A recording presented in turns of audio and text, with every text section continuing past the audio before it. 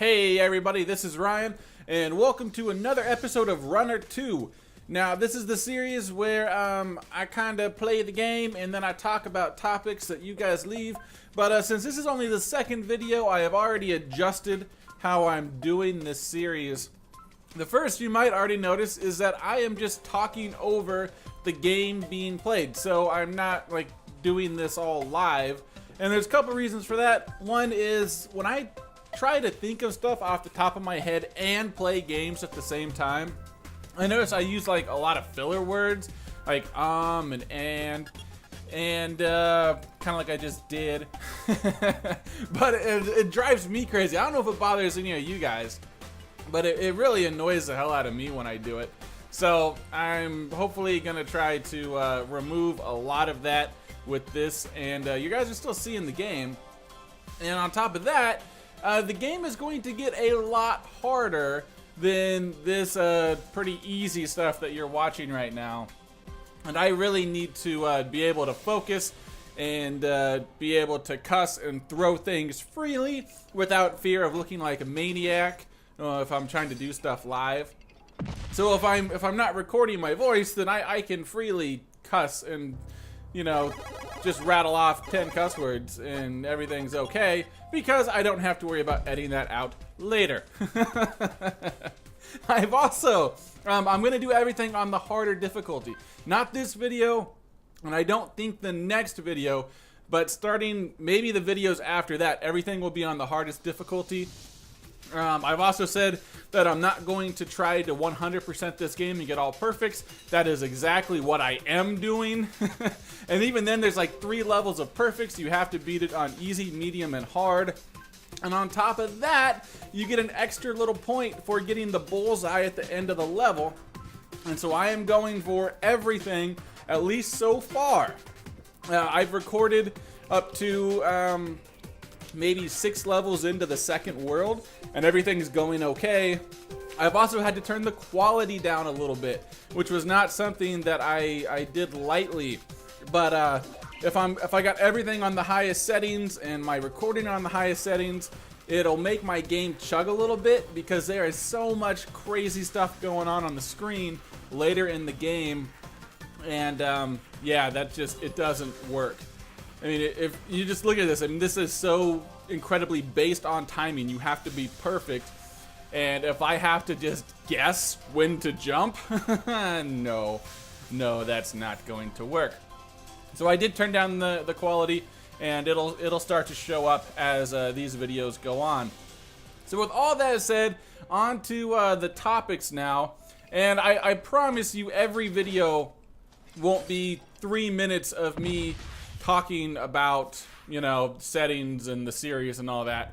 Hopefully in the future episodes, it'll just be more of diving right into it. And so one of the questions that showed up a couple of times was, if you're starting a YouTube channel, kind of what equipment should you have? What should you be doing to get started? And the most obvious thing you need is something to record your gameplay. I use Fraps. Fraps isn't free, but it's not that expensive. And I know, you know, some of you people don't have money, your families don't have money, you're on hard times and all that stuff. And there is free stuff out there you can use. But in my opinion, you kind of get what you pay for with stuff like that. One of the problems with Fraps is that it makes huge files that you then have to manage. So if your computer can't handle these huge files that it makes, Fraps might not be what is for you. You might want to look around a little bit.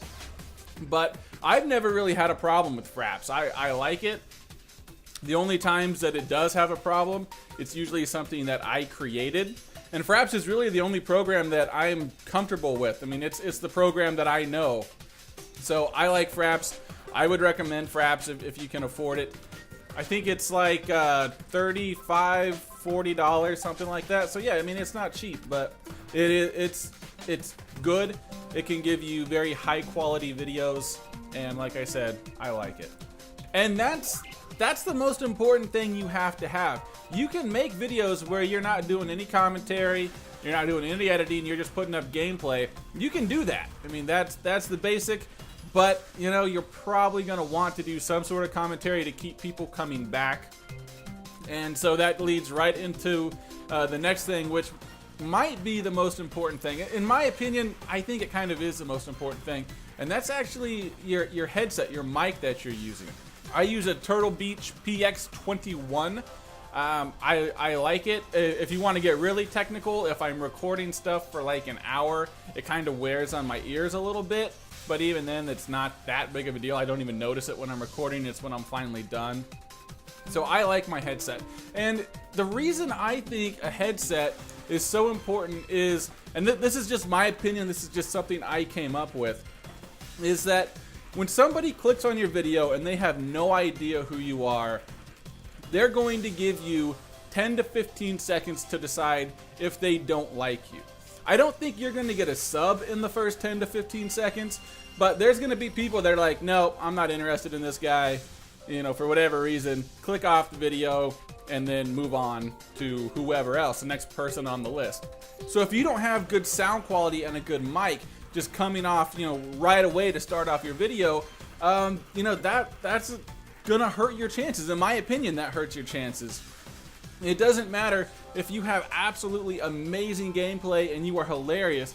If every time you talk it's filled with static, I mean, people don't like that, you know? They're gonna click off. They're gonna go to something else. They're not gonna give you a chance. A rule that I always use for my videos, I have used it since day one, is when I get done with something, I rewatch it and I say, would I watch this? And if the answer is no, then you need to fix the problem.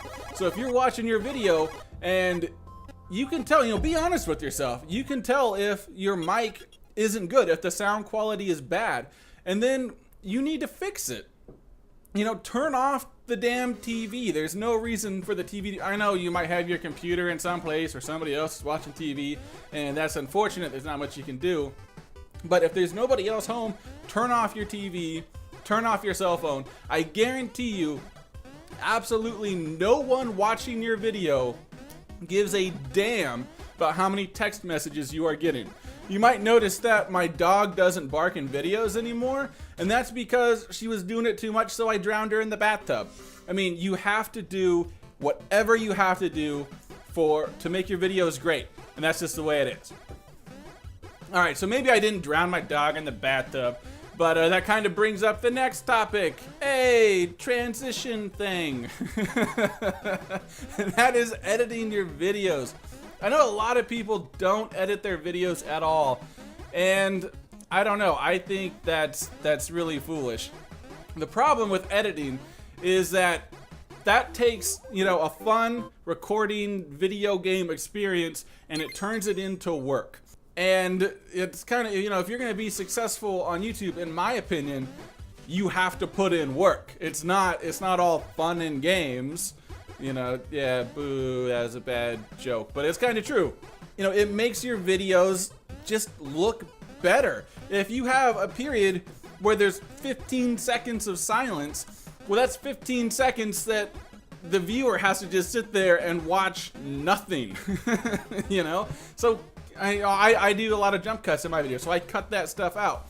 I can't even tell you how many times I have said something incorrectly and I realize it like mid-sentence, and so then I say the correct thing. Well, instead of sounding like an idiot, I cut that part out.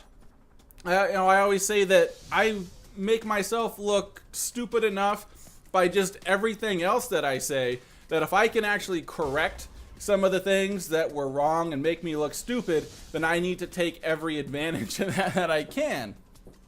And so, you know, when my dog starts barking, I will pause my video. I'll stop whatever I'm doing and I'll get out the whooping stick and I'll go beat the hell out of her until she stops barking, because, you know, it's unprofessional. Guys, I don't beat my dog, okay? It was a joke. I yell at her. I verbally abuse her. And then she looks all sad and she promises she will never ever bark again. And then as soon as I take 2 steps away, she turns around and barks, because that's what dogs do. And so this all kind of goes into the line of thinking that you need to make the best video possible because you never know when you're gonna get a chance. It is so hard to get noticed on YouTube that, you know, once you finally get someone to click on your video and give you half a chance, you have to impress them. You have to put the best thing out there that you can. Like one of my Omnier videos has like 140,000 views.